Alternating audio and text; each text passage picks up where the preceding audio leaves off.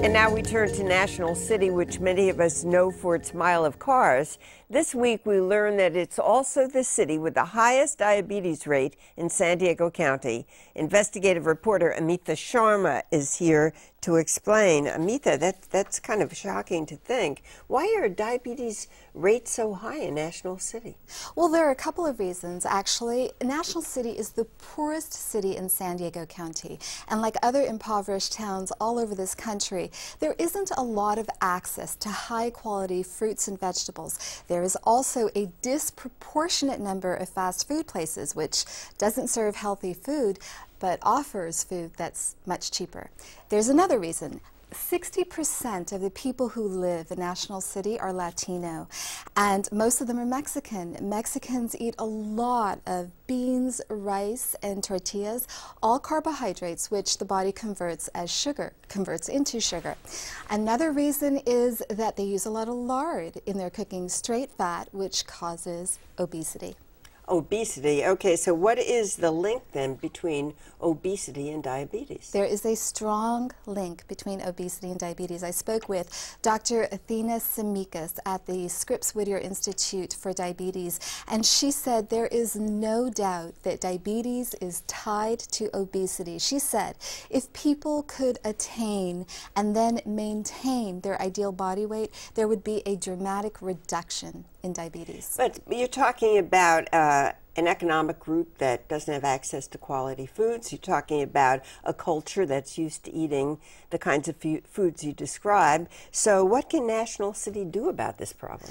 Well, there's an idea that's floating around by a gentleman whose name is Richard Kai. He has the International Community Foundation that works on border health. And it's his idea, it's his goal to create a large urban farm that would grow commonly eaten fruits and vegetables. Those fruits and vegetables would then be sold at a farmer's market at affordable prices, and this market would also accept food stamps. I'm thinking about National City. I'm picturing it. I used to live in the South Bay.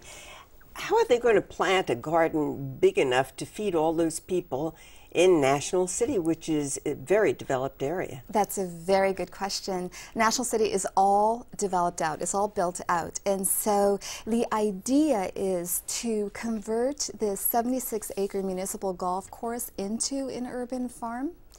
And at least, if not all of it, part of it. So what do city officials say about that idea? Well, I spoke to Brad Ralston. He heads the Community Development Department, and he's all for the idea. The city already has a couple of urban farms, and they are thinking about converting a couple of intersections into urban farms, so he's on board. Here's more of what he's had to say. So essentially what we're trying to do is to, one, go back to our roots, because National City was Rancho de la Nacion, was essentially a large farm, you know, when it was created. We have an ideal climate for growing things. And there's definitely an argument to be made that there are greater needs in our community than golf. That sounds pretty positive to me. So, you know, what are the chances that all this is going to happen? Well, it sounds positive. There is some chance that there will be opposition to shutting down this golf course, or at least closing part of it, because this particular golf course offers golf at bargain basement rates, and while it's not used by a lot of the city's residents, it is used widely by people who live out of town. So I think city officials are sort of girding themselves for some opposition to this. Well, we'll see when the announcement finally comes through. Thank you very much, Amita Sharma. Thank you.